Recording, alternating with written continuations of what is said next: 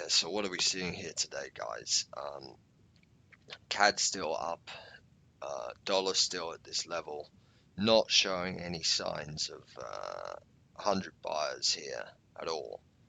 Since we've been here, I've been watching it for hours. Um,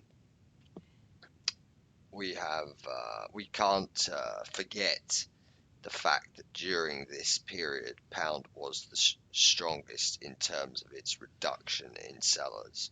We mustn't forget that just because of the fact that we know that CAD is up and dollar may want to come back and rebalance, because this can go sideways, right, or down, and then CAD can go sideways and eventually catch up months later, right? It doesn't have to go there now. So what we know now is we're seeing lots of sellers here, and it's been relative to the other ones. So that is the equivalent of when we go here and write down the numbers, and noticing on a longer term perspective that they have reduced their buyers in pounds significantly from the last couple of weeks, right?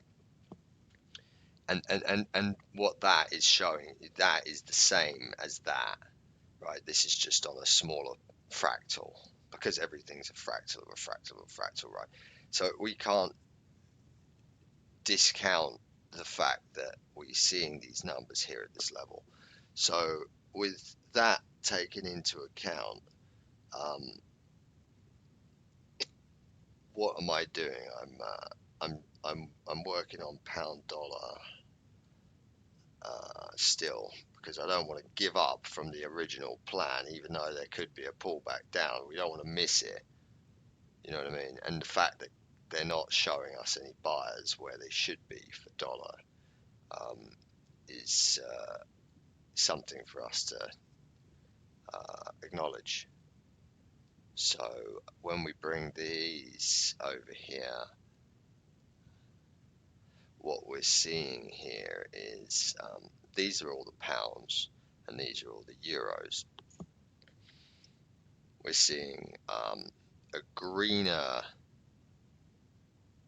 um,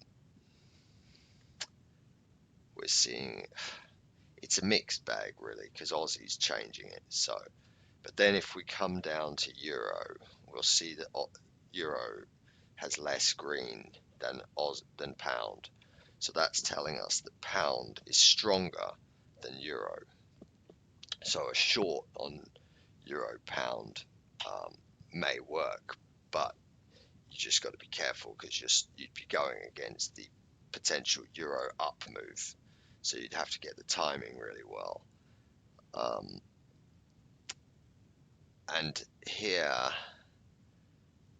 we're seeing dollar green in euro and dollar green in pound. So we're obviously long pound dollar. Plus we're writing in green. You know, all the notes we're writing is always green. So pound dollar is still a good buy. We're doing euro dollar also, because we know on the longer term perspective that move still has to, or can and may play out at some stage in the near future. Then another thing I wanted to show you guys was, people are worried that if we don't get the indexes anymore from a broker, that we're going to not see these numbers, right? Well, I'll show you how to do it at a brief glance without um, the indexes, right? So the first thing we do is we go to USD CAD is weak, Euro pound is weak, Aussie New Zealand is strong, and USD Swiss franc is weak, and Swiss franc yen is green. So we look at the competing currencies. We added this in just because I just felt like it. I don't usually look at USD Swiss, but we just added it in. anyway as another additional potential competing currency because they're both safe havens, right? So they play off each other. We see euro is weak, we see dollar is weak.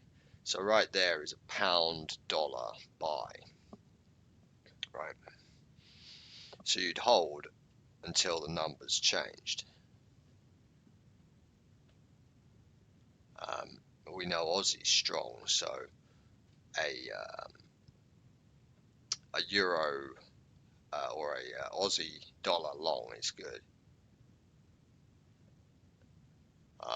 But then when you want to see the numbers really, if you want to really see which is the dominating currency at that time, for instance, we just think it's the dollar now, maybe, but all we know is there's huge sellers on the dollar, so whereas nothing else is showing us anything. So we're not gonna we're gonna just use that as an example, and we'll come here and we'll look for those 100 buyers or sellers across the board, and then we know what most likely the next dominating currency will be. So yeah, you can see it that way, but really the best way to see the indexes, the very best way is to save the profiles as like pound index and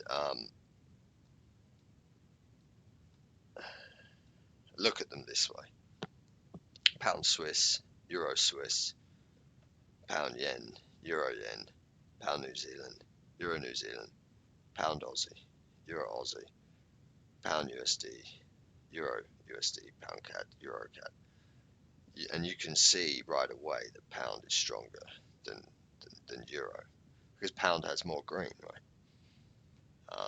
And then these numbers here, these reds, are lower, 72 than 92. So you can see it immediately, and you see euro New Zealand 78, negative 78, and pound is negative 43. So pound is stronger here also. Just because you don't see the color, it doesn't mean you got to read it still, right? But yeah, that's my 2 cents for today. I will I'll get back to you with any updates. Thanks.